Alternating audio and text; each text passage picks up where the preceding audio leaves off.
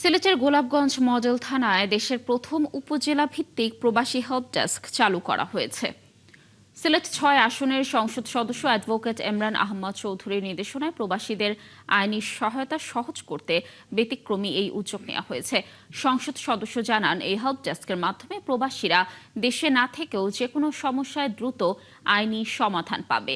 আর সংশ্লিষ্টরা জানান, প্রবাসীরা এবং দেশে থাকা তাদের পরিবার বিশেষ একটি নম্বরে কল করে ২৪ ঘন্টার মধ্যে সরাসরি পুলিশের আইনি সহায়তা নিতে পারবেন। অনেক সময় হয়রানির শিকার হয়, দেশে আসলে তাদের বিভিন্ন ধরনের সমস্যাগুলো থাকে। এখানে যেটা হচ্ছে, আমি স্পেশাল বর্ণনা দিয়েছেন যে হোয়াটসঅ্যাপ থাকবে নাম্বার, হোয়াটসঅ্যাপে ওনারা বিদেশে বসেও মেসেজ পাঠাতে পারবেন, মেসেজ দেখে বা ফোন করতে পারবেন। করলে এখানে অফিসার বসবেন, বসলে ও সেটা এন্ট্রি করবেন, করার পরে যদি এটা প্রয়োজনীয় ব্যবস্থা নেওয়ার যেটা প্রস্তাব থাকে তাহলে সেটা করবেন ওনারা, এবং প্রবাসীদের সার্বিকভাবে যতটুকু সহযোগিতা করার দরকার ওনারা করবেন।